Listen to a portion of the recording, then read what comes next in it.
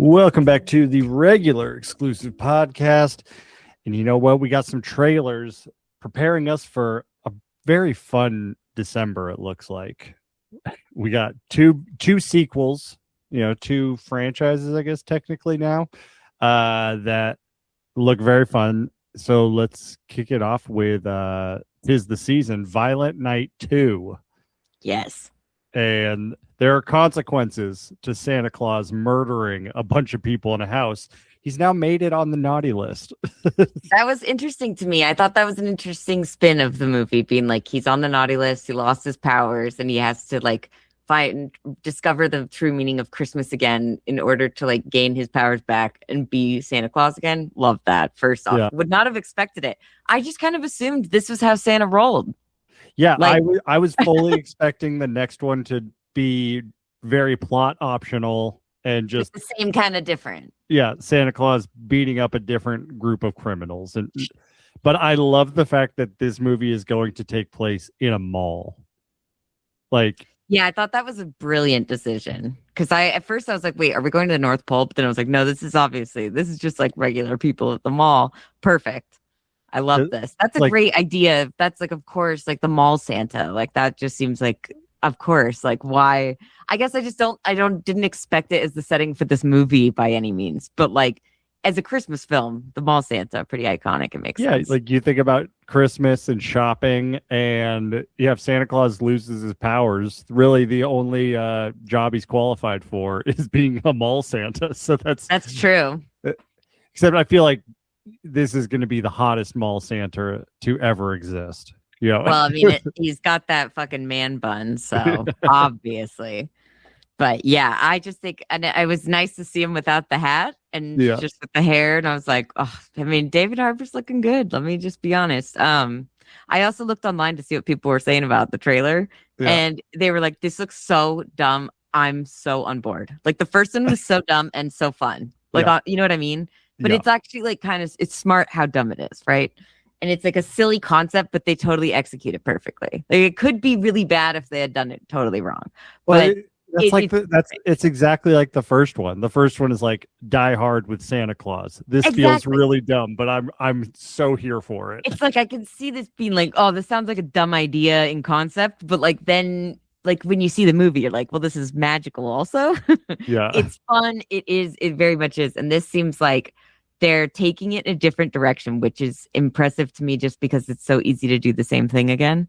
And kind of what we all expected. But from what I saw online, people were also like, yeah, I did not expect it to go this direction, but like, fuck yeah. Also, Kristen Bell as Mrs. Claus. Fuck yeah, sign me up. I was so surprised to see her because she looks yoked. I was about to ask you. I thought that she looked pretty muscular too, but I'm not. I don't notice that shit very well. But I was like, damn, bitch. I mean, I'm used to her like in Forgetting Sarah Marshall. Just like she's a stick in everything I've ever seen her. So like when I saw her, I was like, is that a bodysuit? Like, or has she just kind of silently been doing CrossFit for a little while and just yoked up a little? I think she's like, I mean, she's been doing like, I know she does Pilates and other stuff. Like she has a lot of muscle definition and she's like already, I think, but like this is way more than she ever has had for sure. Like she's yoked up for this. Looks like lifting weights, not just tone. Like she's got some size. Exactly. I think she she definitely changed up whatever routine, but like she's always been, I feel like she looked like she worked out a lot. Oh, yeah. Like she looked like she did CrossFit already, I feel like, or shit like that. But like she definitely now is like, oh yeah, like she probably pumped some fucking iron too. Yeah, started doing squats and bench press. Probably throwing axes, I would imagine. Yeah. I love seeing her with an axe after her and Natalie Portman. I'm like, what other women can we give a giant axe to? I think we should do it because Natalie Portman in the Thor movie was the first thing that Nolan and I thought of. And I was like, Kristen Bell looks gorgeous and really ripped. I'm just hyped. I would have never expected those two. I think I know that I remembered when I saw her, I was like, oh yeah, I think I remember them announcing it a while back. But like that was like maybe a year ago or something. Oh, I did not remember Kristen Bell being involved in the announcement. But yeah, they just I'm happy her in with the it. cast. Yeah. I'm curious now that like we have a sequel. I'm curious if there's going to be a little more exploration of this Santa Claus's backstory, because they gave us that one shot in the first one of like he was a Viking or something before, and so like I want to explore that a little bit.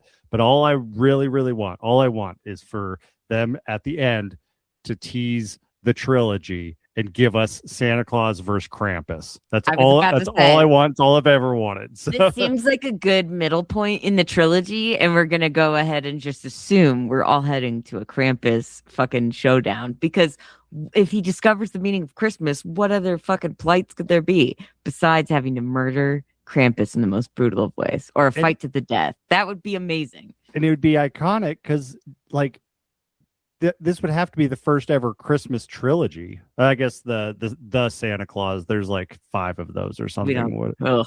But this would be incredible to have a violent Christmas trilogy. It would be. I mean, I think that's exactly where we should be. Like that. Those are the kind of things. And plus, it's like it's a fun, dumb comedy action movie, and like it's not hurting anybody, but it's also just fucking a great time. I would take 10 more of these. if we can have 6 John Wick movies, we can have 3 Santa Claus killing people movies. 3 Violent Nights is not that much to ask for. I mean, okay, how many Transformers movies have there been? I don't even want to know. Don't even tell me the actual number, because it's just going to piss me off.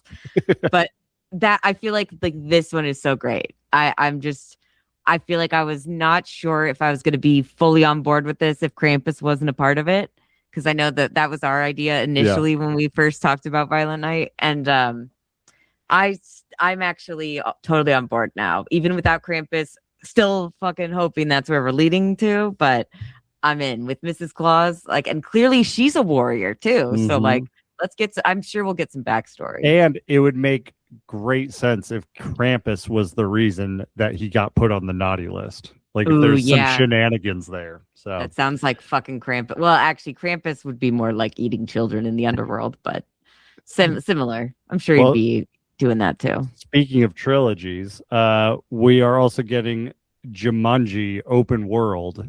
Yes. And you and I are fans of this rebooted Jumanji series.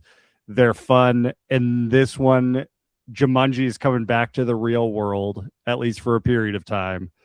And it looks, again, similar to Violent Night 2. I'm just surprised with some of the choices they made to just like keep things fresh. I love that the playable characters are coming into the real world with their actual demo personalities. And it's that was really great. This has got to be the funnest franchise for the lead 4 people, because like they just get to do impressions of different people constantly. I think it's also like just specifically thinking about like Kevin Hart and The Rock. Like those two are pretty much, everybody has decided they are like the one thing that they are, right? Yeah. And I feel like that's like a criticism a lot of people throw at them. But with these movies, and like a lot of people have even like agreed with us that like they both show so much range in all of the Jumanji movies. Even his Danny DeVito. I saw a lot of comments that were saying how much they loved his Danny DeVito last movie, which we weren't as much of a fan. But hey, maybe to each their own.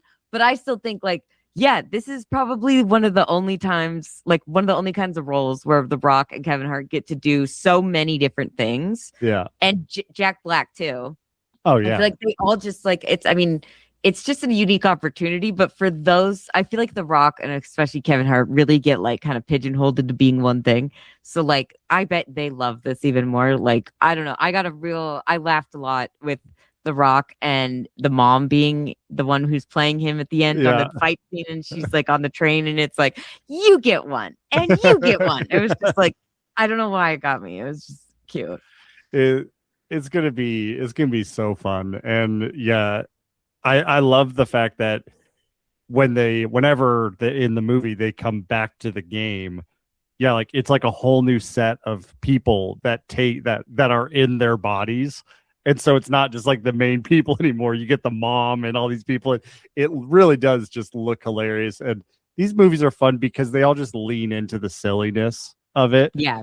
Like no one's trying to do an Oscar-winning, performance of a character or something. Like they're all just having fun with it. And when actors have fun, I have fun. So it's pretty rare that like you get these actors that are kind of like doing multiple movies and they're all like action movies, but they're not just playing one character. Like they are technically, but they're playing like so many versions of that character each movie. Like I feel like, Jason Statham, like the Beekeeper, the Meg, like change the name and it's a Jason Statham movie first and foremost. It's not that much different from his other characters. It's just like him, right? Yeah. He's the character.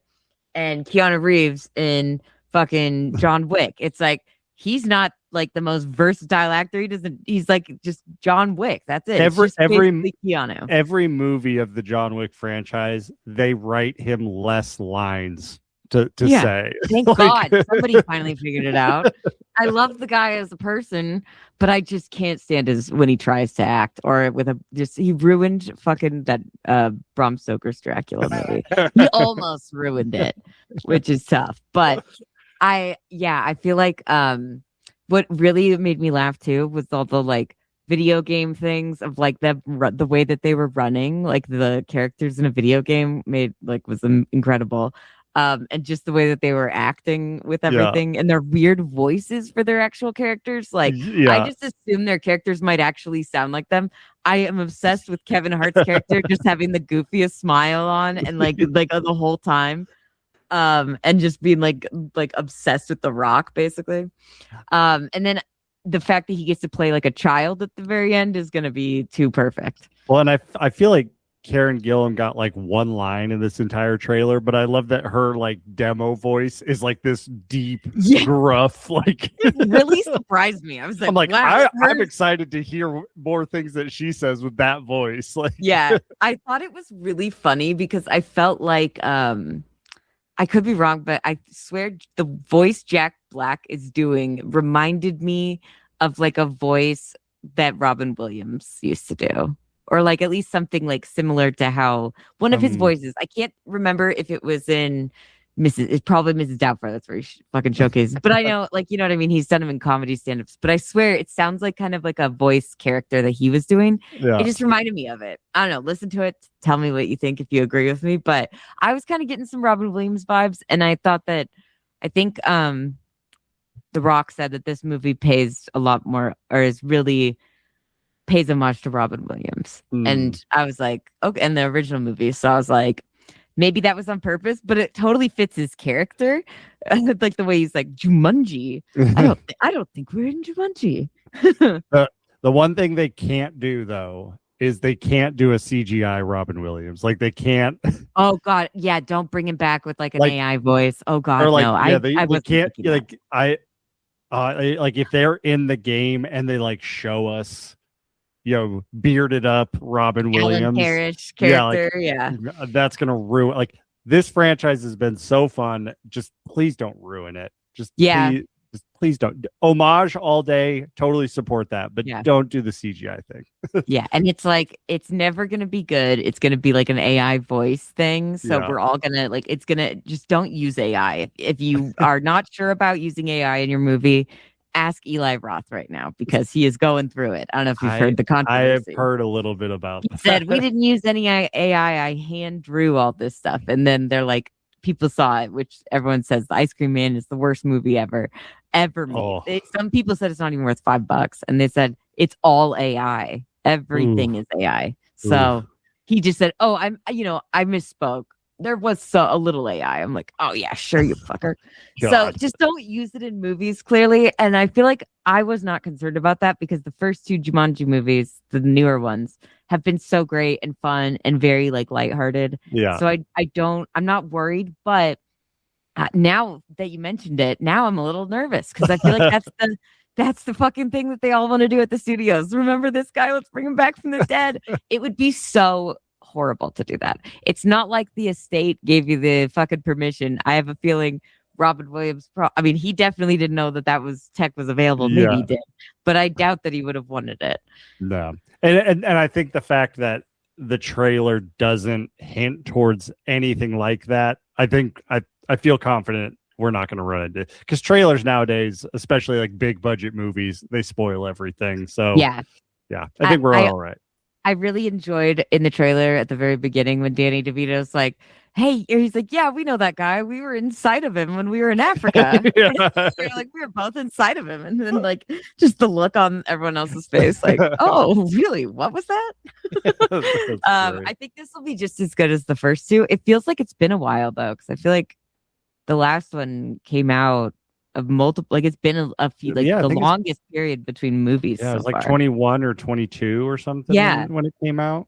So but I'm excited for more, and the fact that this is coming out on Christmas Day with Robert Eggers' Werewolf, like what a double feature. We are living in the end times probably, but I still feel like this is a good deal. Like that's going to be a good Christmas. All right, well, let's take a little break and then get into the drama. Ready and turn. Nice. The wedding is this Saturday. What stories are you gonna do? What do you mean, my speech? Yeah. Are you gonna use the first time we met? Yes. Okay, what about the first date? Yeah, of course. Fuck. You don't have to do a speech. So you're saying Charlie is your first love? Yeah. First love or your first crush? Both, I think. What, is that insane? At 30? So I want to say this thing about her laugh.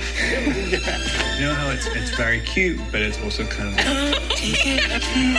repulsive even. All right, so before we got married, we did this thing where we said the worst thing we've ever done. Okay. I'll tell mine if we all do it. Promise? What did you do? This dog. Beer bottles and porn. You left him there overnight. Yeah. What's the worst thing I've ever done? Okay, Are you serious? I'm sorry. Order an Uber. Emma, what the fuck? Am I sensing some nerves? Remember, you know each other really well. You have to stop thinking about it. I'm just saying, stop thinking. So you are thinking about it. Oh, for fuck's sake, I am thinking about it now.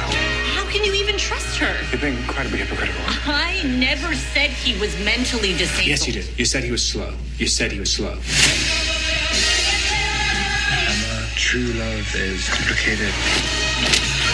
Sorry. I was just trying to do your stupid joke thing. It's about acceptance, radical acceptance. Why are you acting like you've never done anything bad?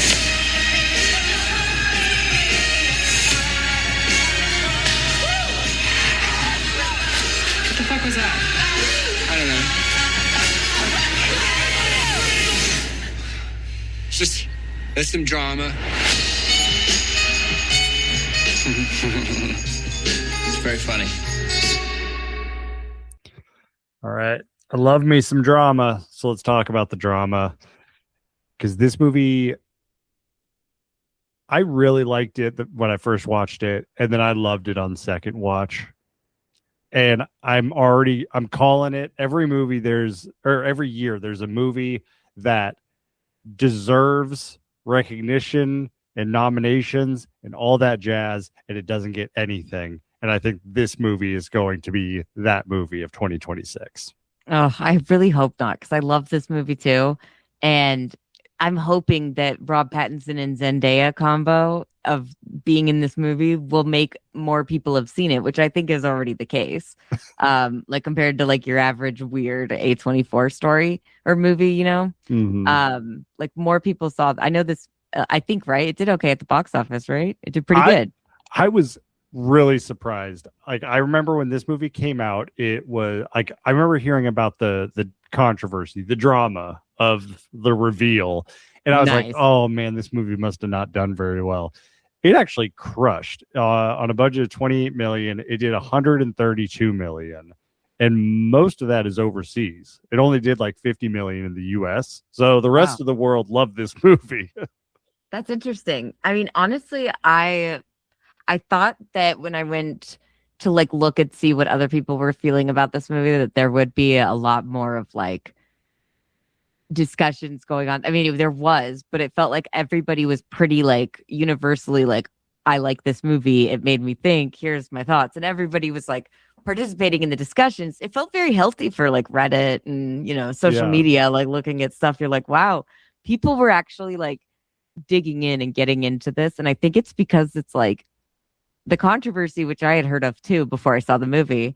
I was like, well, those people haven't seen the film yet. And second, like if you're just judging it based off of like some plot element, like fuck off. Like, I think it's asking important questions. And this is exactly the kind of movie we should be getting more of and that should be successful at the box office because it's fucking original and it's like incredible performances, but just so thought-provoking and really smart. And this is what we want in the cinema.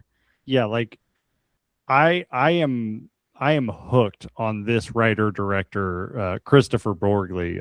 He did this, he did Dream Scenario, both just like incredibly like distinct movies. And every movie has like themes that different movies share and stuff. Like the thing that surprises me about him in these two movies is like there's themes, but like he is tackling topics, like very sensitive, touchy topics that I feel like most people are like, let's just stay away from that. And he approaches it with so much nuance and thought, and it makes you think. I'm fascinated. And I'm also surprised with how well this movie did, considering Dream Scenario did not do well. Like that was like no one saw that movie and it was awesome. It was such a good movie, but you're right. Like this one, I think the Rob Pattinson and Zendaya factor is definitely what made this a success. But also like they both fucking crush it in this movie. So like I can't even picture if anyone else could do it because I think their roles are so difficult and tricky, the parts that they have to play, and it would be tough to even like the way that they thread the needle on this movie with both characters. It's just like really, they have so much like range that they have to go through and a lot of like really tough things, and I just thought it was like really well done. But it's not like flashy in your face, like trying to be controversial on purpose. This is a really hard movie, one to like make, but then also for them to like give performances that feel real, that don't feel forced. Like I don't know, it kind of reminds me, like it's a dream pairing between Rob Pattinson and Zendaya, and it reminds me of like the dream pairing of Andrew Garfield and Florence Pugh in We Live in Time from a couple years ago. Not saying these movies are alike, but just like two amazing actors with amazing chemistry dealing with heavy stuff, and it's like that's a good comparison though. You're right. It's not necessarily like, oh, this love story of how they met and all this stuff. Like the movie is about the heavy shit that they are dealing with in this story. And so like it's wonderful. Let's recap the drama, the controversy. Let's just get it out of the way, because if like spoiler alert, if you haven't seen the movie yet, please stop listening and go watch it, because this is, I mean, I read about it beforehand, but I was like, it just made me want to go see the movie more. So like, you do you, but we're going to spoil the big controversy of this movie right now, the secrets that are revealed. So the trailer for this movie, it feels very rom-com. Like it feels like if like you have the music that it feels like is in every rom-com, and then you see A24 and you're like, A24 is doing a rom-com? That's okay. I guess, everyone's got to try it at some point.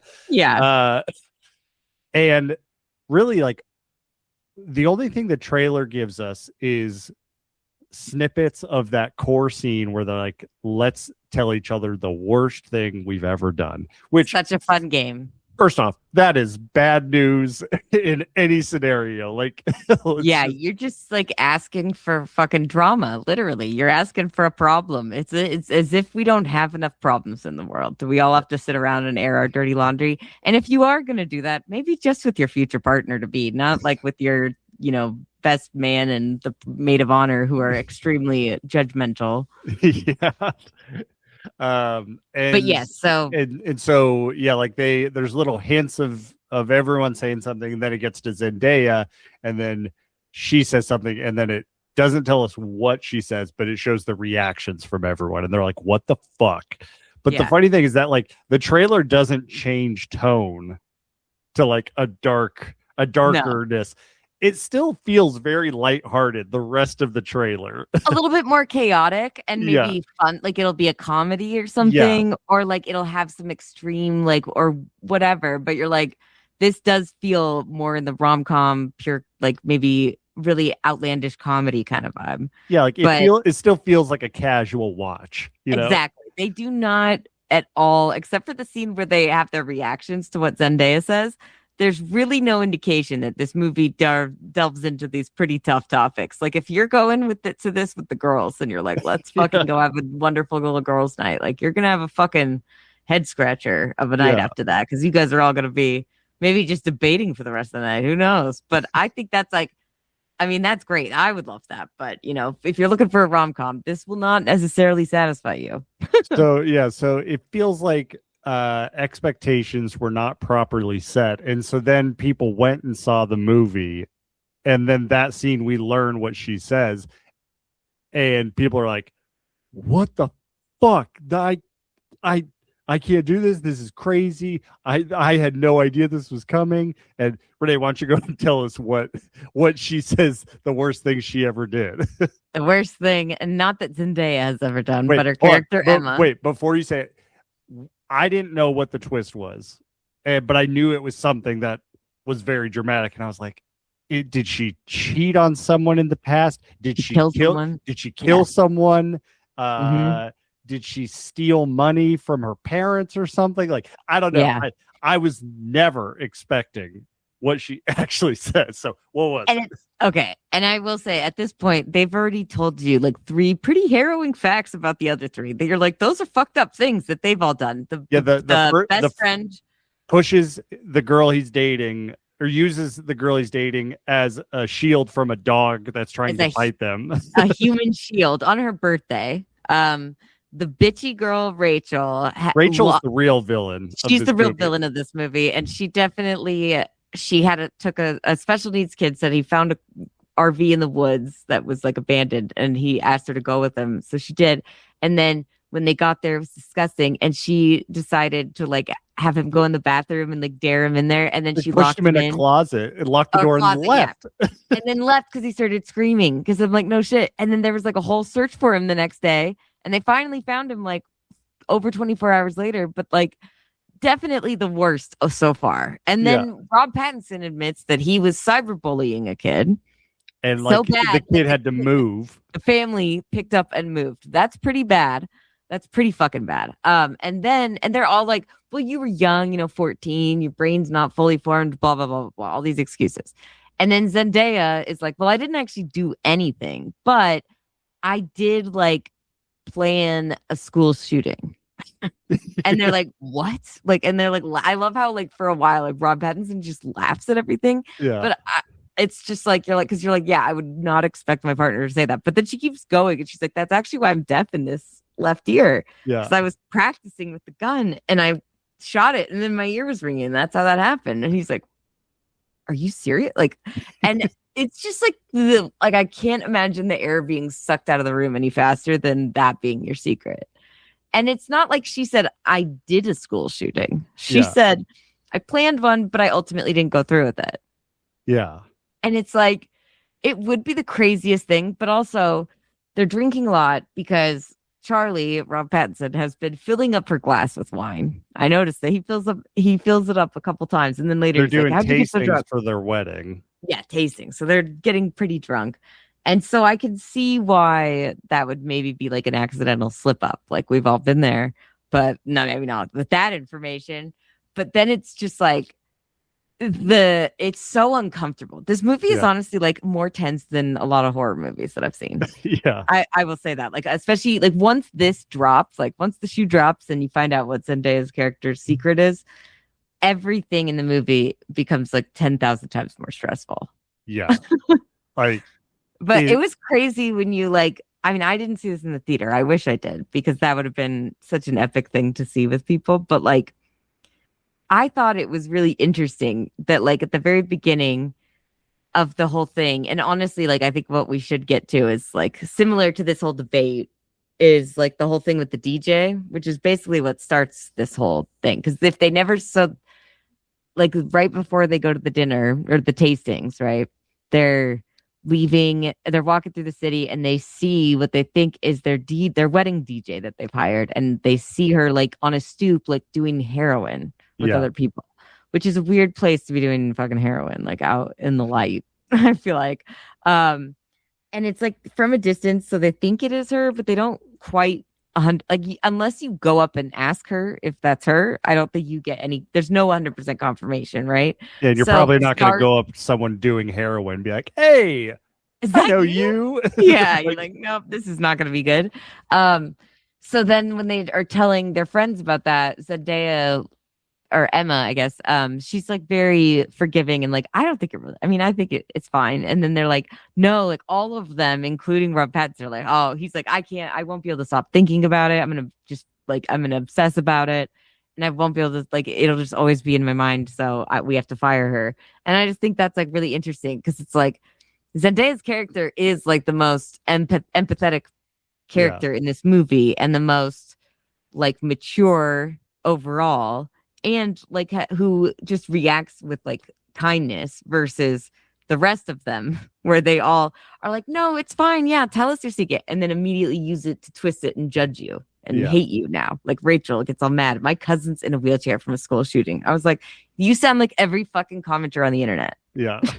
That has nothing to do. It wasn't me that shot her. Okay. And I just said I didn't do it. Like, Zendaya's response and like the way that she held that, the way that she handled that scene was just so real. And you just felt so stressed every second more for her. And then when she finally throws up, I was just like, this is comedy gold. But it was so stressful. I needed a relief. And that was definitely, weirdly, the vomit was a relief at that moment.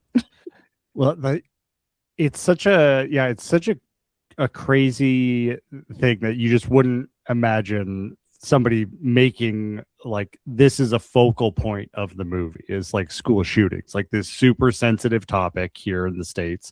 And that scene, I mean, first off, I love how they wrote all these characters because like the four of them essentially are kind of like, I feel like they're portraying like different parts of the population, you know. Rachel, who that actress, she was wonderful at playing like the outrage police, you know, like the people that just like moral high ground stuff. Like she was great at that because I hated her. Like I hated her so much. Me too. All the way through the movie, even before she did anything, before she flipped out about the school shooting, I didn't like her already. But that's because the actress Alana Haim did an amazing job. She was also in Paul Thomas Anderson's movie Licorice Pizza with Cooper Hoffman. That's where I had seen her first, and she's actually a really great character, like, you know, in that. So it's very different, but she was really good. And I agree. I think they are kind of like a microcosm of society in the same way that like when you see The Mist, you're like, there's all the different people in the store that represent different parts of humanity and different like types of people. Like you have the crazy religious woman and you have like the, you know, blue collar workers and the, like different things like that. I feel like this movie is very similar, but it's like taking the most sensitive of topics, like you said, and saying, let's make this more personal. And I think it's the right way to do it because art is supposed to challenge you and make you think. And I think this is like probably one of the better ways to get people to talk about this without getting so like political about it and just being like in this hypothetical, if your partner or like, if your partner had admitted this, like, how would you respond to it? Like that's, I think the best thing that this movie does is make you think about it in a personal way. But also, like, it's interesting how Charlie is British, and I feel like his response to this movie it makes sense if you're like not from America, basically. Yeah. And you're not used to this. Whereas I think in America, I don't know. I want to ask you, how would you react to this? Would you react like Rob Pattinson, or would you be like, no big deal. We've all had fucking terrible times. I mean, I don't think anyone would just brush it off, because like that's a crazy like reveal, especially if like you're about to marry this person and you think you know everything about them, and then like you learn something like that.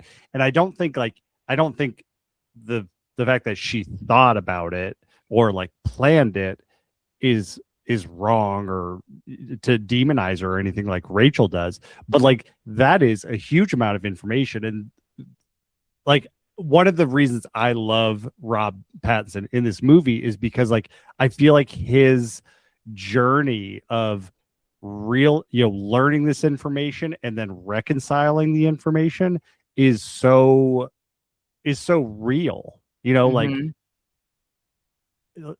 that is a bomb to drop. Like that is something crazy to learn. And I love his journey of being like so obsessed with it and thinking about it constantly. But then like, as the movie progresses, he starts like defending her, and like he starts to understand it more. And it's like, she was a kid, but then he makes up all these stories about how like she witnessed her friend die in front of her as a kid, and he's trying to justify it basically until he finally like does come to realize that like he's like, this is so stupid. But he's not doing it the right way either. But I don't think anyone would really like handle that. I don't think there is like a right way to handle this. And the thing that I love about this movie is just all the nuance that goes into it. And it doesn't like this doesn't like approve school shootings like or anything like that, but it focuses less on what she was thinking about doing and more about what she was going through leading up to it. Like she and that's one of the reasons that I really love Zendaya, and I love the character of Emma, because she did this when she was like 14 years old, and like not in the I planned a school shooting kind of way, but like when I was 14 years old, I didn't have friends and I lashed out a lot. I got in fights at school.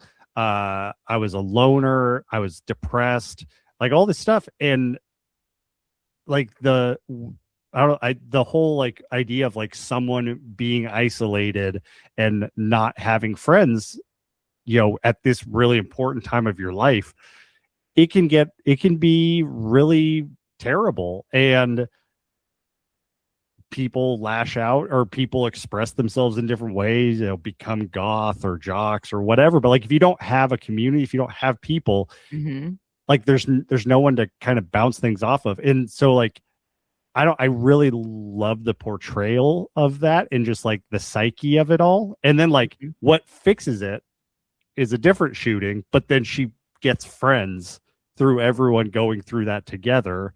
And she grows and learns from her mistakes. That's the biggest thing to me, is that it doesn't matter if you've made mistakes in the past. Isn't that what we tell people who are like in AA or like, anything, if you're in Narcotics Anonymous, whatever the fuck, any kind of addiction, it's always like, it's not about what I've done.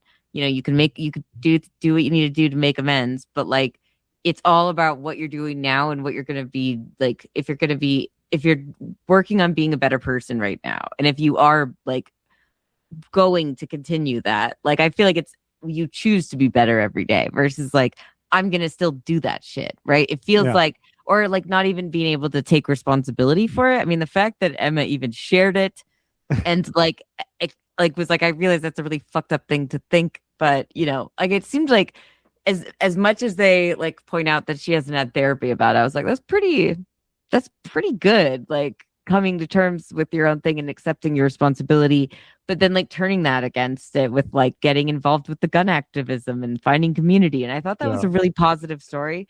This movie is very insane. Like, I don't know how A24 was like, let's fucking greenlight it. Cause you're like, like I'm going to make Zen, like the female character, the potential or possible school shooter, and we're going to empathize with her by the end.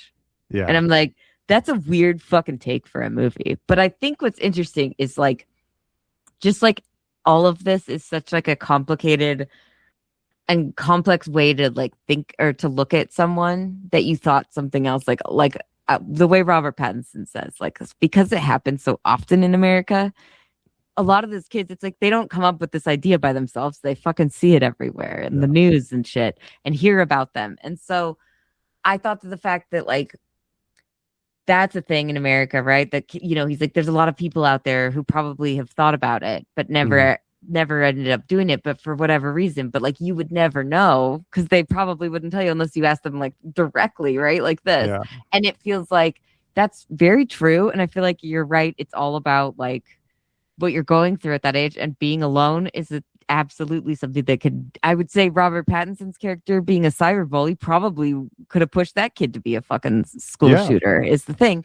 Like, that's the thing. Both like all their behavior, it feels like the other three could be like, have more potential consequences for other people than like, obviously Zendaya didn't do anything. The worst she did was plan it, make videos on her computer, practice walking around with a gun, and also bringing the weapon to school. That was okay. That's a lot. I know that's like 5 things, but that's still not like locking a mentally handicapped person and a kid in a closet in the middle of an abandoned RV in the woods and not telling everyone for a day, and not telling anyone ever because she never got in trouble for it. And she doesn't even accept responsibility. She's like, it was a gut reaction or whatever.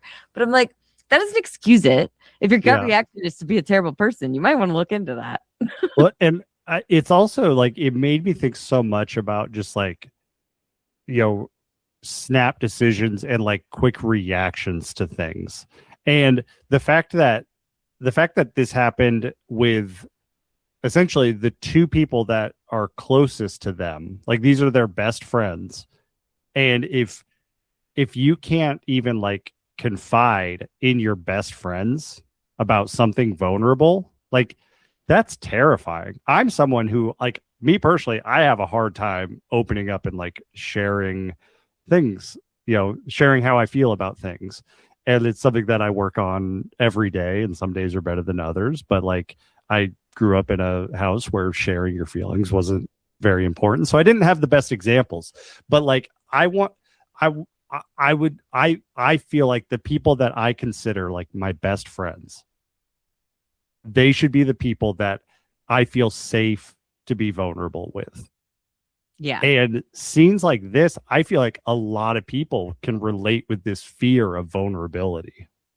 Like maybe you don't have that kind of a secret, but maybe you have another secret that you worry that like if people found out about it, that they might look at you differently or think of you differently or not even talk to you anymore or flip out at you and think you're a terrible person. Like everyone has that thought. So it's like, it's really great to like use that universal fear and feeling that we can all pretty much relate to, and then putting a potential school shooter in that spot, and then making like just the idea of like making us question that, because I think there's so much in the world right now of just like it's black and white, and people are like, you do a bad thing and you're a bad person, you're canceled forever, bye, get out of here.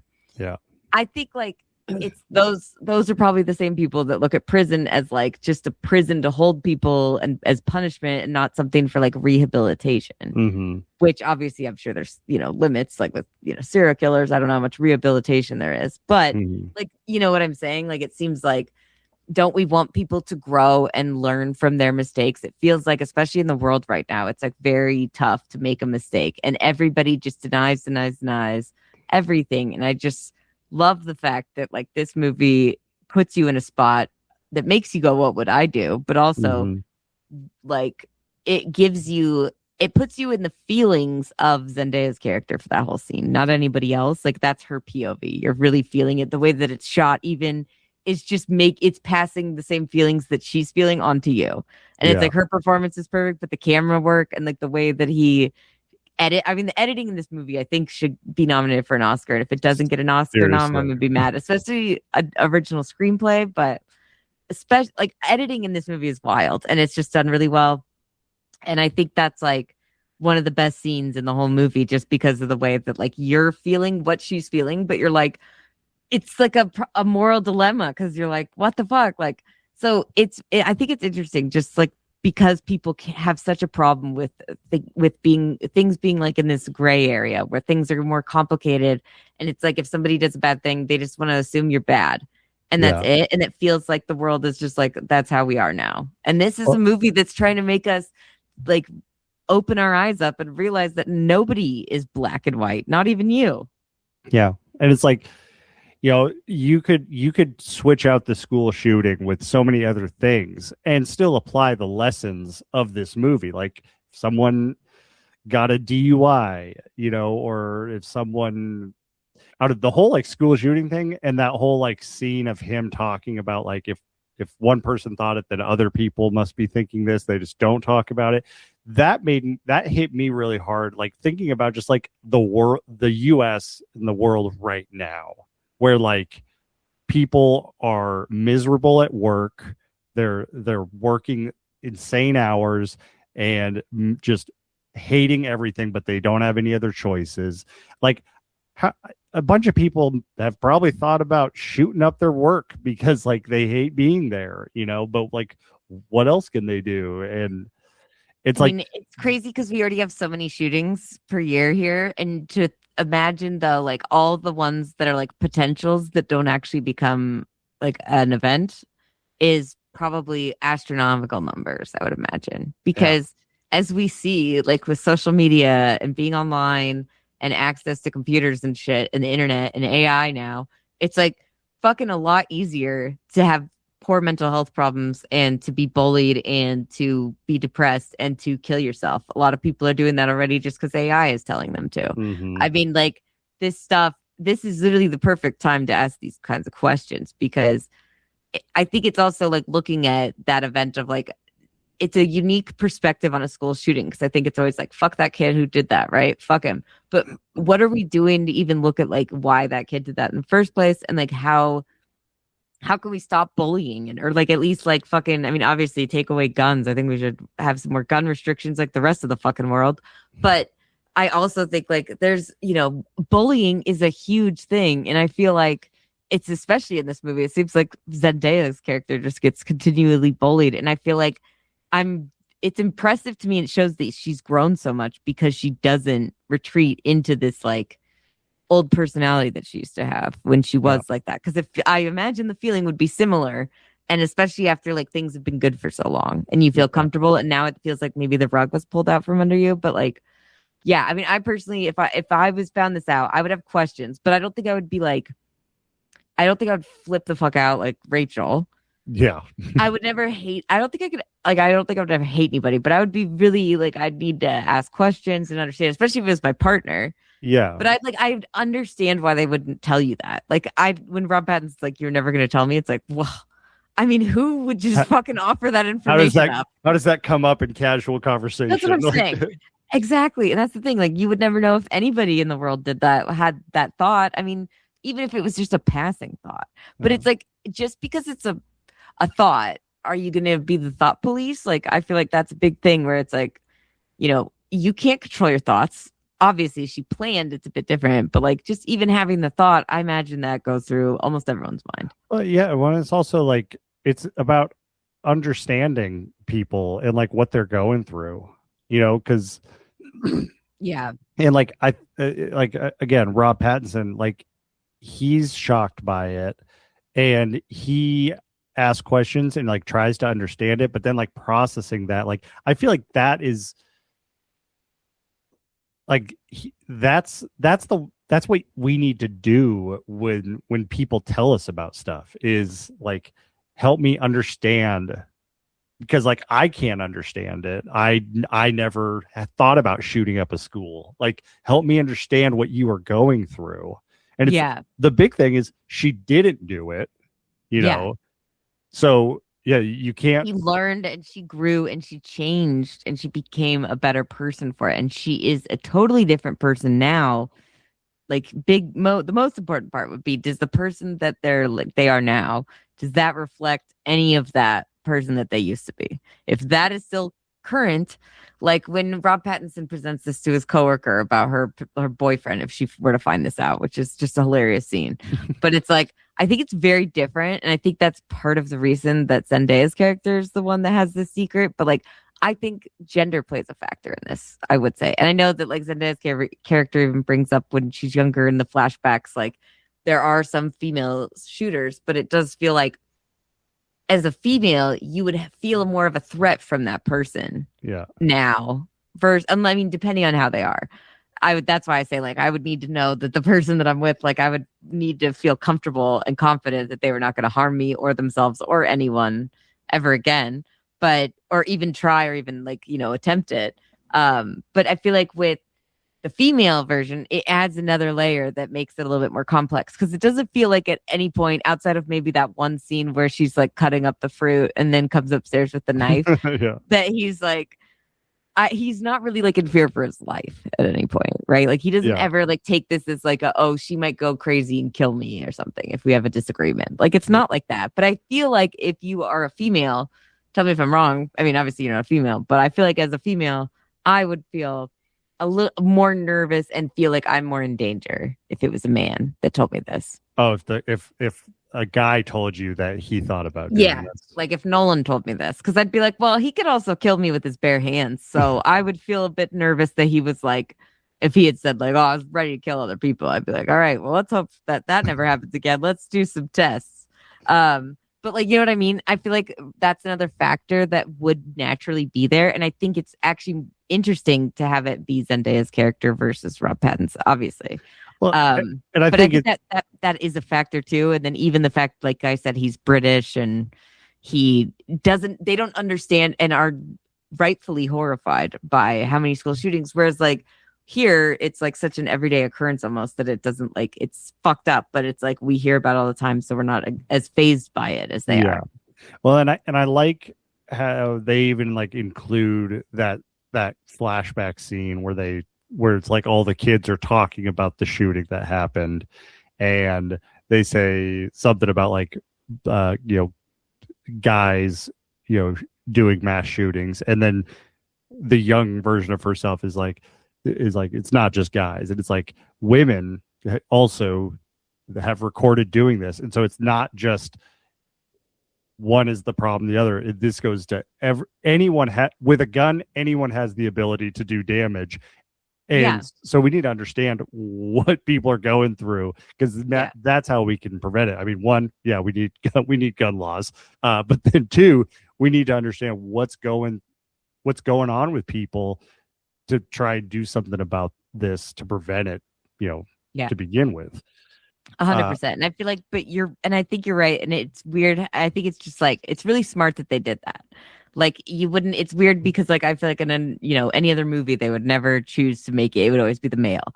And this movie is like, in a movie full of nuance, that's just another layer of nuance that I appreciate.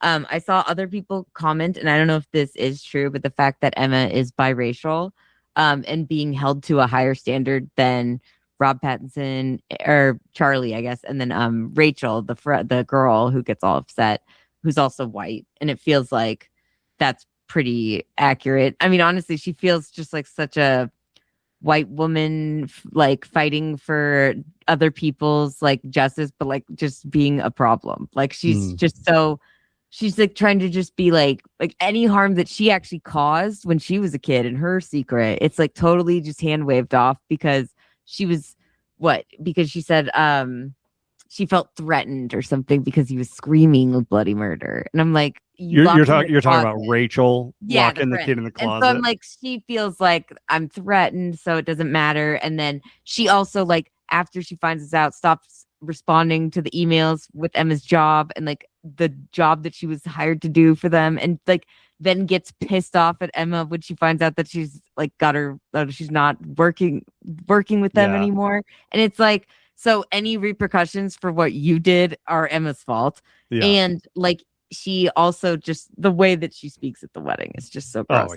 But she literally is so, it's like her, and even what Charlie does with the cyberbullying. It's like this is very much like the shit that you see online all the time, the discourse. And it's just ridiculous that people, I mean, before they even saw the movie, they basically proved the point of this movie by freaking out the fact that like she had a secret of like, they were like, that's not funny. Like, we don't like that. Or that's not something that we should be talking about with movies. And it's like, honestly, I feel like movies shouldn't have like an off limits thing. Like, I think art of all kinds should push the limits and push like what you like. I don't want to just see a fucking Marvel movie again. I want to see something that actually challenges me and trust the audience to understand and actually thoughtfully examine everything that they're putting in front of you, which is rare. Movies don't do that all the time. And this movie absolutely trusts the audience, which is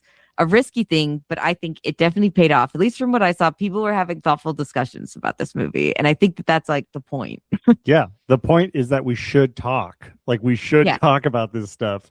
At a time when it's so impossible to talk to people about things without things getting political or angry. And it's just like breaking those barriers down and trying to get to like, we're all fucking human, right?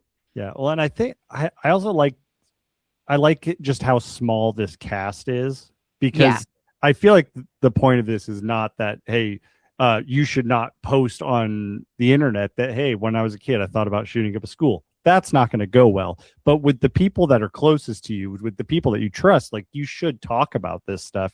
You should talk about the stuff that scares you, that you're emotional about, because it's healthy to do. Like Rob Pattinson's character, he goes through this whole journey of understanding because they go through the hard part of talking about it, And I like that Zendaya's character, like, when she talks about it, it's the way she talks about it is like, this was a thing in my past.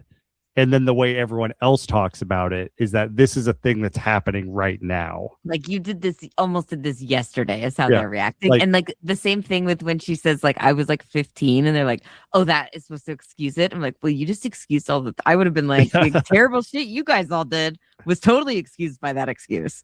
You said your brains aren't even fully developed yet, right?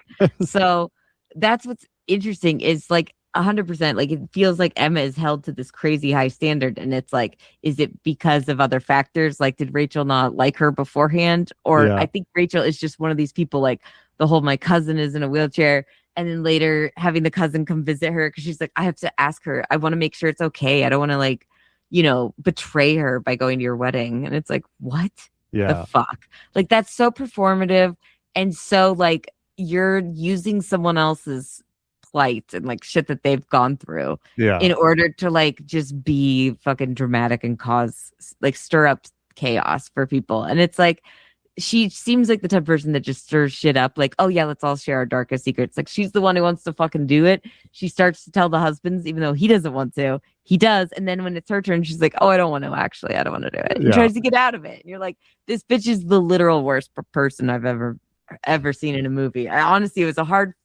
I feel like I haven't hated anyone this much in a long time, which was impressive. But I just think, I don't know, maybe it's a good question to ask now, but do you think, because I think Rob Pattinson and Zendaya are fucking aces, incredible in this movie, both of them. And they both have such difficult roles. But I was curious if you thought who gave the better performance between Rob Pattinson and Zendaya. Oh, that's like asking me to pick my favorite Lord of the Rings movie. It's Sophie's choice, basically. Yeah. But just maybe whatever resonated with you. It doesn't have to be like overall, I think objectively they're the best. Just whatever maybe you felt. They're both amazing. If I had to pick one that's going to stay in my head longer than today, I think it would be Rob Pattinson. I think I love watching Charlie grow throughout the movie. And he doesn't always make the right decisions. He doesn't handle everything the best, but there's growth that happens. Like, he responds with shock, which is probably not the right way to respond. But then he responds by laughing first for quite a while. And then he's like, wait, you're serious? And then even when they get home, he's like, wait, Sid, this isn't a joke. It's like, do you really think I'd be joking about this? Why would I make that up? Like, obviously. But you're right. After, like, it's basically a shock reaction while he's laughing and stuff, I think. But then it's like him then learning more information about it. And like the movie spells out his, like, that he's very neurotic. Like, he obsesses about stuff. And so he is dealing with that as he's reconciling all this stuff. But I love the struggle that he has with it. And then like him starting to get a handle on it. him defending her to the friends and like him calling them out, like you put a slow kid in a closet and ran away. Just mentally disabled. She's like, I never said he was mentally disabled. He's like, you said he was slow. You said he was slow. That is exactly what that means, bitch. But it's like, so it's like, yeah, he's like, he's it's very clear that there's never a question of like, do they love each other? Yeah. It's this spike of this huge new information that is like kind of shattering the lens, and they have to put the pieces back together. But then like by the time like the end, when we get to like the final thing, and he gives like his shitty speech, but he says like, I don't deserve you, you did nothing wrong. Like I love that character arc. And yeah, he makes decisions. He has a second where he's like, I think I'm gonna fuck my coworker. He's like, what am I doing? Like it's clearly just like fucking his brain. Yeah, he's great in this movie at like being an erotic freak, little weirdo, and which I feel like a little bit of that is probably him in real life, but like a little bit it feels. He's definitely a weirdo, but I appreciate the fact of like I can definitely relate to someone being neurotic and overthinking and obsessing over shit. Been there, done that. Like totally relate. But I actually think I'll disagree with you. I think I'm gonna go Zendaya, but I will say Rob Pattinson is basically, you could argue, the lead of the movie. Like he's the lead, I would say, because it's more his journey learning this information. She's the plot. Yeah, exactly. Zendaya is the plot. Rob Pattinson is absolutely like, I mean, it's just great the way that he has this whole journey, and I think he nails it. I just think that Emma, the character of Emma and Zendaya's role is just trickier, and it's really tough to pull off. And I just thought that she just really, I mean, she's just really amazed me recently with like, I mean, even if you look like the first Dune movie, but like that, the Odyssey and this, it feels like movies where she's not as in your face or up front and center all the time. But like she just is one of those actors, I think, who just absolutely makes the absolute most of every second she's on screen and really says a lot with her expressions. Yeah. And I think she's just unmatched because, I mean, I think Rob Pattinson, obviously, 1,000,000 expressions on that guy. But his character gets to be a little bit more zany in this movie, I think. And I think it's just her character and the position that she's put in. And like the fact that you overcome the whole school shooting thing and are empathizing with her throughout the movie and wanting them to be together, just really, I feel like, is a lot on Zendaya, and you not totally reacting like Rachel to her because she has to be someone that makes you want to overcome it, just like Rob Pattinson's journey.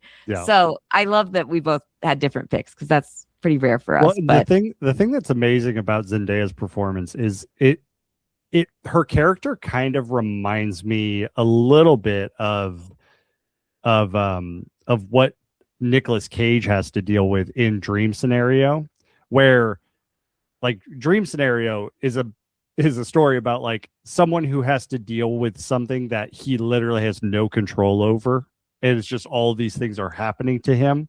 Kind of like viral fame and social media is really what the movie's commenting on. Yeah, but, and like Zendaya, she didn't do anything. She thought about doing something, but she didn't do the thing. But there's still all of this backlash to that thing. So people are more focused on the thing rather than did she do it? Like, yeah, because it's literally the same thing with Nick Cage. He's like, I didn't actually attack you. That was in your dream. You dreamed about me. Yeah. But it's like everyone's dreaming about him. It really is like a fascinating thing. And you're right. It's very similar here where like she's going through a same thing of like, I didn't actually do anything. You guys all did stuff that was bad. Yeah. And now you're reacting like everyone else is more rude than her. And that's the interesting thing that I think like is one of the reasons I think her character is just great. Well, I really like her character. And I love in this, like there is that similar aspect to it, but like the stakes in this feel much higher because like she's scared that she's going to lose the love of her life the entire movie. I mean, I would be too. He's like throwing out the gun mugs and like freaking the fuck out. And then when like at the wedding telling people she didn't kill anyone, I'd be like, fucking, that's it. I'm out of here. I would have been gone right when he said that. And then when he's like talking about, accidentally almost hooking up with his coworker. You're just like, I mean, honestly, the wedding is just a spectacle on its own. It's amazing. It's so uncomfortable. Yeah. It's like the second half of this movie is like so tense and stressful, but it has a cathartic ending and everything. But I would just say, like, overall, I think those performances really encourage, and what makes those two characters and those two actors are really what makes this movie so special. Because like outside of like the incredible script, obviously, and the editing that we called out was amazing. I want to talk about some of the editing scenes. Yeah, but like overall, don't you think like those two characters, like the actors have to carry the message of this movie and make it affect you in the way that like the director clearly wants, right? Like, I don't know. This movie changed my perspective on a lot of things and made me really think. And I think it's rare for movies to do that, especially now. And I don't know. I was curious if that was the same for you, and if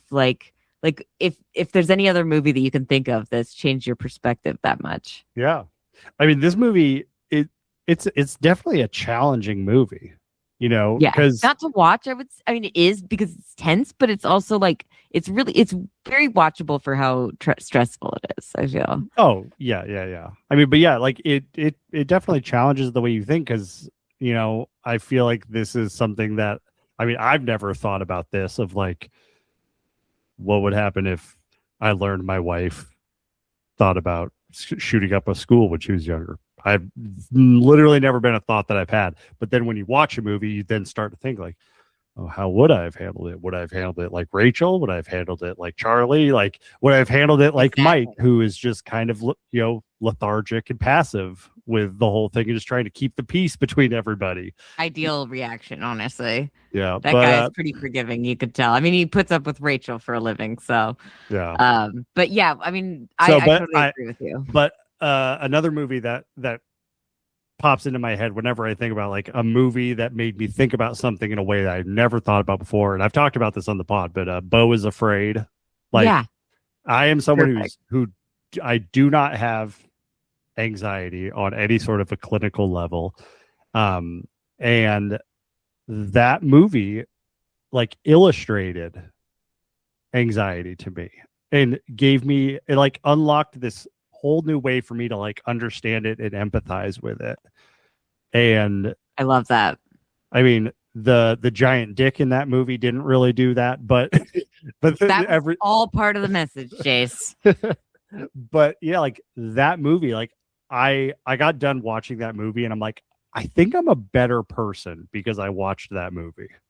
Oh, I love that. And I really compel anyone who has not seen Beau is Afraid to go watch it immediately, because it will change your perspective. And even as someone with anxiety, it's very cathartic. So it works no matter what. But that's like a perfect example of a movie that just like, you don't know what to expect going into it. But like by the time you come out, you're like, I think I'm a better person. And I think I learned something about something that I did not know. And I think that that's the important thing, is that we've lost that curiosity about things that we don't understand. And it's become so easy to hate or to criticize for things that we don't understand.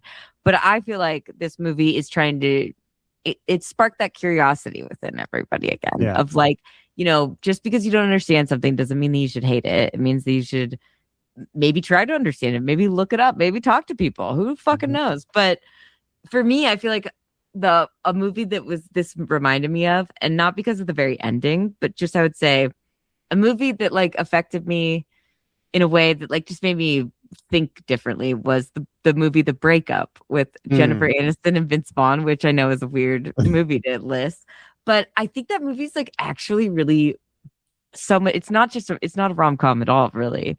It's a great breakup movie, really cathartic to watch, but I feel like the ending is like, it really shocked me when I saw it, because they don't get back together at the end. Yeah. They've moved on and their lives are actually better now than when they were together. And it was like kind of unlocked something, because I think like just growing up, I was always like, yeah, it's better to like be in a relationship or to be doing this and it just didn't like cross my mind that like, you know, especially when you're watching a movie, you just always assume that everyone's going to get back together. And when you think about that in life and like, oh, true love always makes it work, I just thought it was like, it really opened my brain up when I was younger, which I needed. I feel like, you know, when you're young, you really don't know anything. Reminds me of us.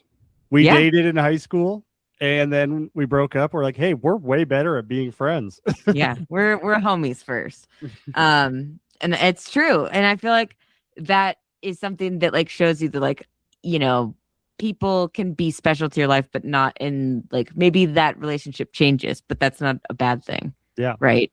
And I think that, I mean, honestly, if I had to think about a movie that made me think this much, it would probably be like a David Lynch movie because, but his movies don't give me like any kind of like, I mean, they have all these scenes that seemingly are connected that I don't understand how. So it's more like putting puzzle pieces together. Whereas this is a weird movie because I thought about it for like a few weeks.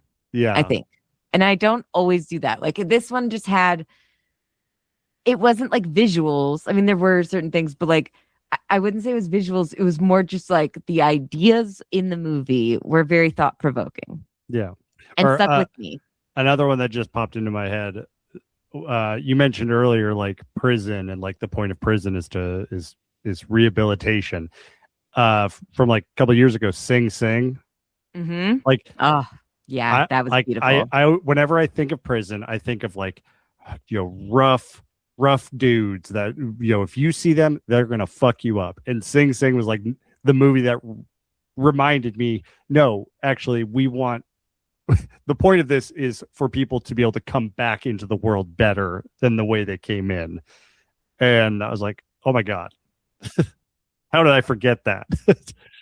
I know, but it's just because I think like, especially in our daily life in America, it's very like this way where we're just so like used to seeing shitty things all the time and used to the shitty way that things are done. But like, it's like, we should have things that are changed. And like, I don't know. I would think this movie, the point of this movie is probably not to like encourage more restrictions on guns, but like maybe it is. And maybe that's a really interesting way to go about talking about that. I think the point is to talk about it. Is like to talk about that, or maybe I think there's like a lot of points. Like I don't know if it's like the school shooting could just be something that they chose for a specific reason, but I also think it's the idea of like I think it's living in a more complex world and allowing people to be complex versus like so simple of like you fall into this category or this one.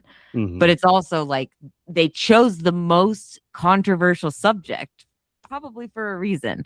So like I don't know if that's like the whole point, right? Is like let's get people talking about how we need more gun restrictions, but I think it definitely works in its favor because it has you talking about those topics that we all have talked about or thought about, but like in a very unique way. And it makes it personal because you're imagining what you would do if either you or someone you know told you about this, you know? And I think that's like the magic sauce in this movie is that it makes it something where you're in the seat and you go, what would I do? And how would I respond? And that's why I think more people are actually like healthfully debating it and talking about it online than I've ever seen in a movie on Reddit, especially like more. There's usually just it sucks, it's terrible, blah, or just like or like people saying it's amazing, and then there's fighting, all this stuff.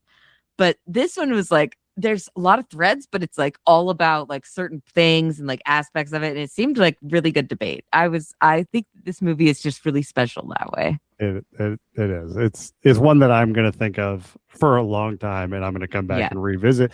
Like. Both of these movies, like I watch these movies and I just think at the end of them. Also, both movies have amazing endings. Can we talk about the endings? Yes. Wait, both. You mean between this and No. I don't want to talk about dream scenario ending. Just I was like, the dream scenario ending I loved also. So this guy is 2 for 2 on great movies with great endings. And original great movies with original great endings. That's what I think. This guy's an OG. Yeah, then we'll wrap up with some lighthearted or fun stuff in this movie. But this ending, so Nora from a couple of years ago, I thought that ending was like one of the best endings. Maybe I was like, this is the best ending of any movie this year. Like I liked Nora. The whole movie was good. I loved that ending. I thought the ending was so powerful. That's very similar to how I feel about this movie. Like the ending of this movie, I felt like was perfect. Because like the whole time I'm wondering, like, are they going to break up? are they going to get back together? If they do get back together, like, is that satisfying? Are they ever going to get back to the point that they were before they found this out? Like, is that possible at this point? That was, I think, like, and I'm glad that, like, they kind of, you don't know this whole film, like you're saying, like, you have no idea. You want them to, though. Yeah, but you're very unsure because Rob Pattinson also, you're like, I don't think he'll ever get over this. He's pretty fucking fucked up. Like, throughout this movie, he gets more crazy as he goes on. It's just like everything gets worse, and it's like, is there a way to come back from this? Once you get to the wedding, I was like, I'm pretty sure that this wedding might just go off the rails, and then they're not going to work out. And I was like, at first, I was like, oh shit, am I right? I really don't want that to be the case.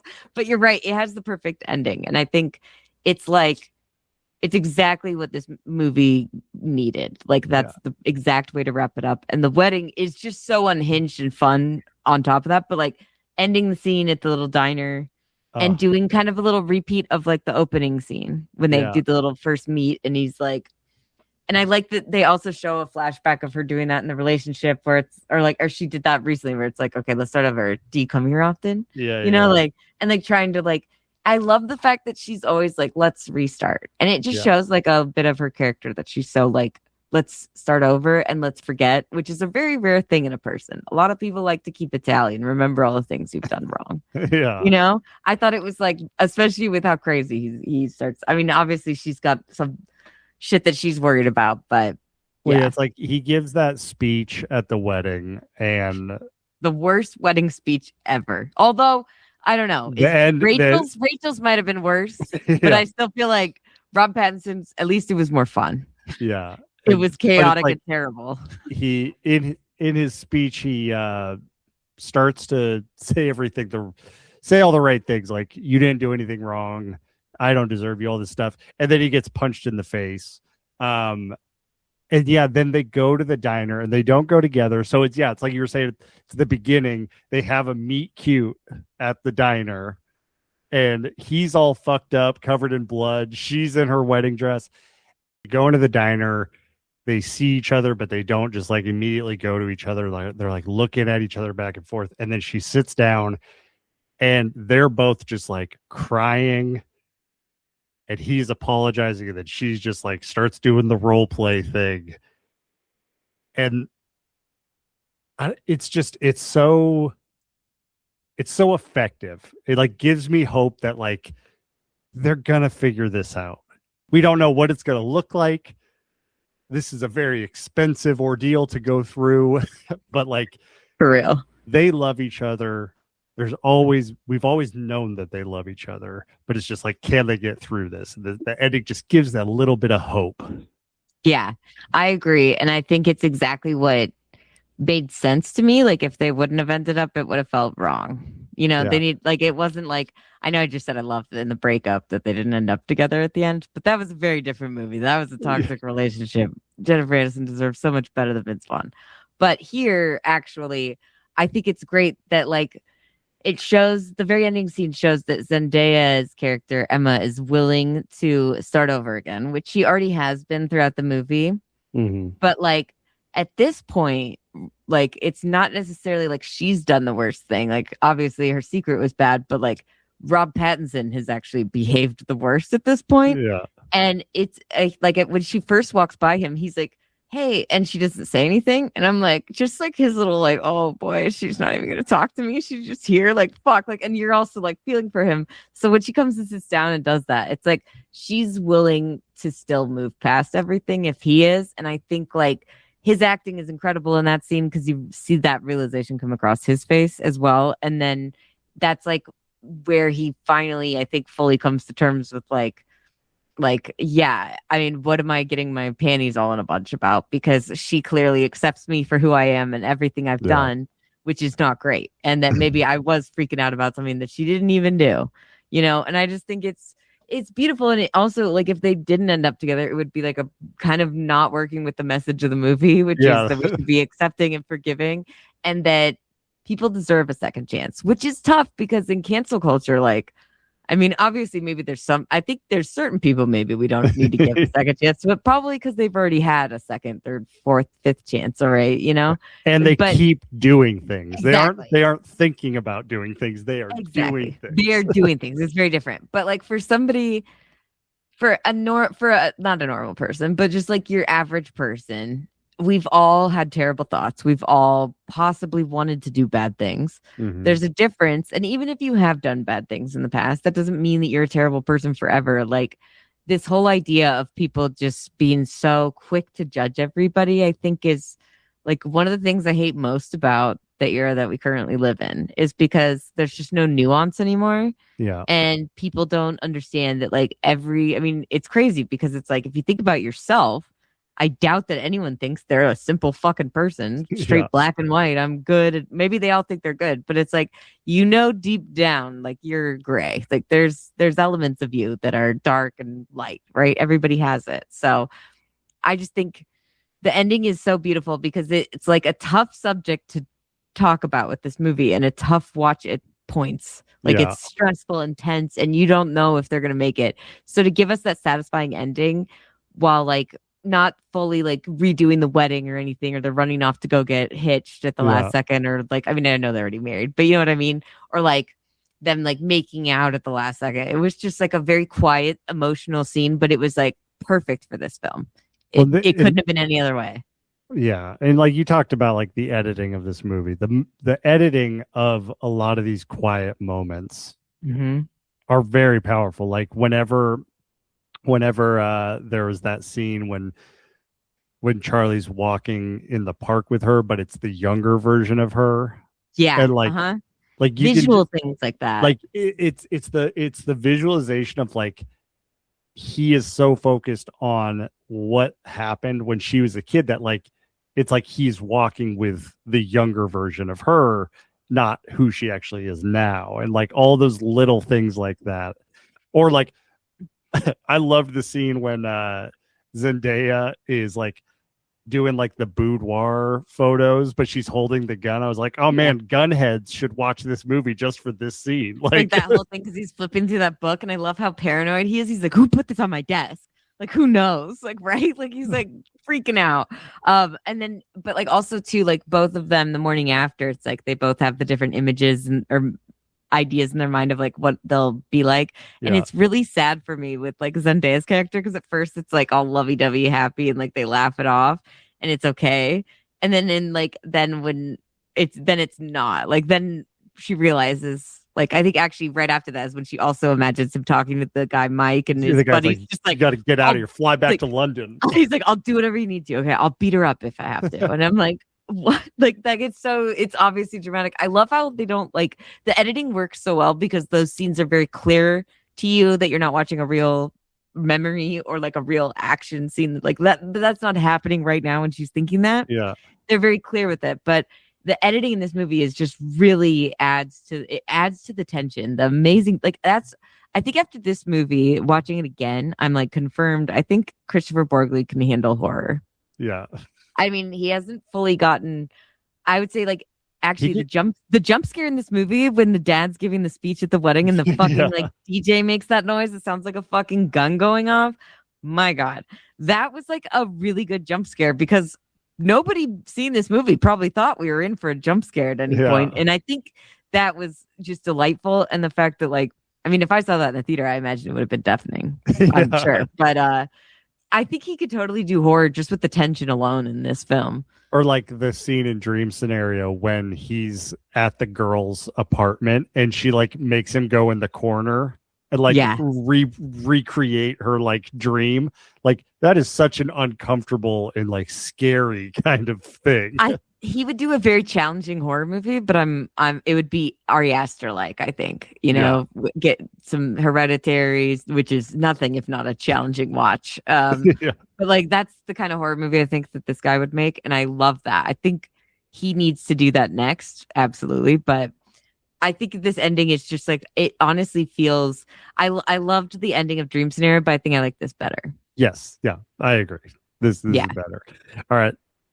Before we wrap up, I wanted to ask you, so this movie is considered a comedy. It is funny. I would say I laughed a lot. Do you have a favorite scene or like thing that made you laugh?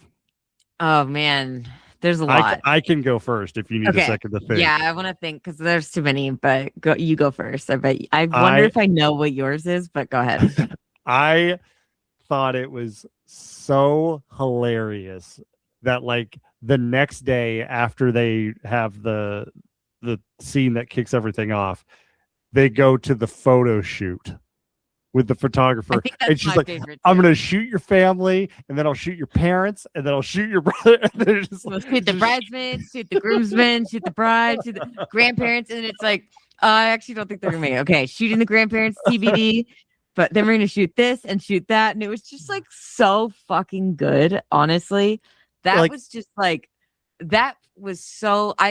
Were people laughing in the theater? I hope I didn't see this in theater. Oh, okay. I thought you did. I imagine people that would have been a scene where everyone's like, okay, we're laughing here. Like it felt like an SNL sketch. Mm-hmm. It really did. Honestly, it was so fucking funny. It was just the funniest fucking. I will say that. Like, there's other moments like, but like that whole moment was just delightful. I think it was just so funny, and then the awkward photo shoot too, and like just like her yelling out the instructions and like to Charlie, like Rob Pattinson being like just a normal smile that you would smile like in real life, like you know, like you're happy, like you love the person you're with. I remember that was like the teaser. It was just like a clip from them doing the photo shoot, and you're like, I remember just being so amazed, like, wow, I don't know what this movie's about at all, but like, why the fuck are they so tense? Because they are so beautiful. Why do they have any issues between them? So it worked. But the other funniest part was when they were practicing their dance, and when they switch it up, and it's just the instructor gets so pissed, like, can we stop fucking around? Yeah. It's so great. Like everywhere they go for this, it's just like you feel awkward and so embarrassed, like or you just feel so awkward for the person that they're like talking to wherever they are, if they get the cake or the flowers or whatever. You're like, the person's just like, I'm sorry, is there something happening? Like everyone can tell there's something going on, and it's just really fucking delightful. Also, I would say like I kind of laughed just like at Rachel saying like, my cousin's here because I need to ask her permission to go to your wedding, and it's like so fucking performative and obnoxious that I was like, wow, bitch, really? Yeah. Like she honestly, sometimes I was like laughing, but in that like, okay, bitch, okay, you want to go there? Like that's kind of how she made me laugh. I think I laughed a lot too when Rob Pattinson, it cut to him crying after he had the whole hypothetical debate with his coworker, and then he got so mad and like slams his fist down on like the salad that he's eating and runs out, and then he's just crying like a bitch. I was like, I just thought he was really funny, and like a lot Rob of Pattinson moments in this movie. So funny in this movie. I also feel like this movie is the least Rob Pattinson needed to like play a character. I feel like this is Rob Pattinson, like his faces throughout the movie. Whenever people him, like when he's doing the hypothetical and he's like, oh, what if he was a pedophile? And he's just like you're just making these faces. Like all of his, literally 100%. Like this is exactly how he, like his face reacts in real life to things. The one thing I did see him say that is not like him is like the scene where like he's kind of, I think it's like right after that night that he like he learns it, and he's like going back over like past memories and seeing them in a different light. And it's like when they're walking across the crosswalk and the car almost hits her, and she like fucking gets so angry and mad, and then he's like, okay, calm down. And she's like, really? Like you're, and he said, even he was like, I mean, Charlie's a pussy, man. Like really? She's in the crosswalk. Like why would I be mad at her? But I'm like, because he's a pussy. He doesn't like, he's neurotic. He doesn't like to show his feelings, right? He likes to keep it controlled. But yeah, I don't know. I think pretty much any scene with Robert Pattinson had a funny air. The DJ bit at the end too, when the guy's like talking about all of his equipment his and gear. his tool. Yeah, and I was just like, this. I've never really had a lengthy talk with the DJ. Thank fuck. But I imagine that's what it would be like.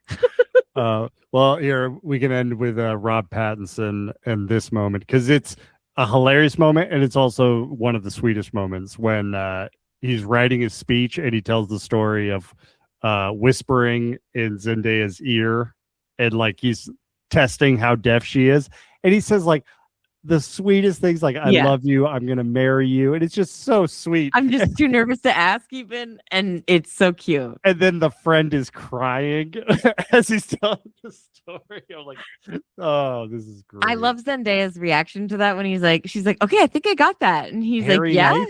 and it's like a hairy knife. It's like, what?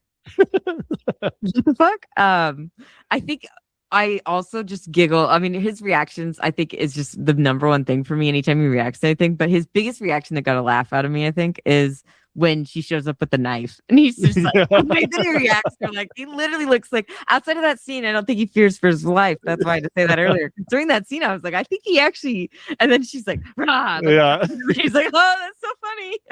Like, he's so goddamn funny. And you know what? I just think this movie makes you think, makes you laugh, makes you cry, makes you emotional, makes you like mad. Like it kind of covers all the spectrum, but it really just shows that we all have we're all capable of multiple different types of emotions, and we're all flawed. So like, let's not fucking be assholes to each other. Like, nobody be Rachel. She's the person we should not be coming out of this like. But this is humanity. We love the drama.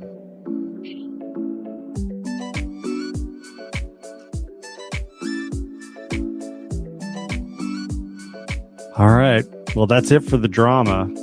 I mean, they have a long road to, recovering everything in that relationship and the friendships.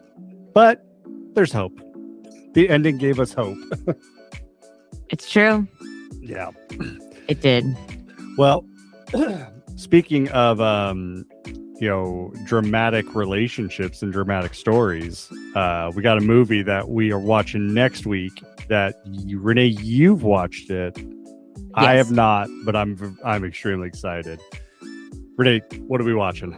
We're going to be watching Over Your Dead Body, which is it stars our queen Samara Weaving from Ready or Not, and Jace. You'll love, as we all know, Jace loves Jason Segel, and they're a married couple who goes to vacation at their lake house, and they both secretly plan on killing each other. And such an incredible premise. Yes. And it's very, very fun. That might not sound like it, but then there's also Juliette Lewis and Timothy Olyphant. There's some other like criminals that factor into the whole element, but it's one of the funnier movies I've seen this year. It's also directed by Jorma Taccone. The Lonely Island movie. Yeah. So the last movie he directed was the Lonely Island one, the like pop star never stop poppin' or whatever, something like that, which was hilarious. So I'm very excited. This is actually just great connection to Violent Night, which we talked about in the opener. But this is based on a movie by Tommy Wirkola, who made the original, and it's like he's the guy who did Violent Night. But it's a Norwegian film, the original. Okay. Yeah. So it's like his is just called The Trip, but in America we call it Over Your Dead Body because we got to be a little bit more literal. But yeah, this is just a delightful movie, and one of the rare ones where Samara Weaving gets to use her native Australian accent, and that's just always wonderful because I feel like she never gets to. So this is just something to really delight in. And Jason Segel he should be in more movies like this. I mean, Jason Segel and rom-coms, it's always a good time. It's kind of a rom-com. Like this might be a rom-com in the way that the drama might be a rom-com, but I would say it is a little bit more heartwarming throughout. Well, sorry, it's not heartwarming throughout. It might end on a more heartwarming note, but overall, like you're going to be like, I kind of feel like maybe these two really do want to kill each other. Like they're pretty good at it.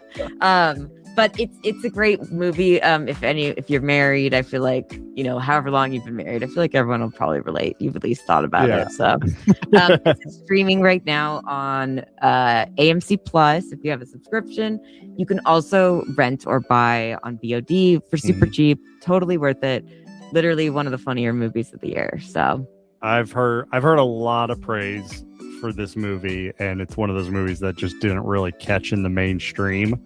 It barely came out in any theaters. It was very limited release.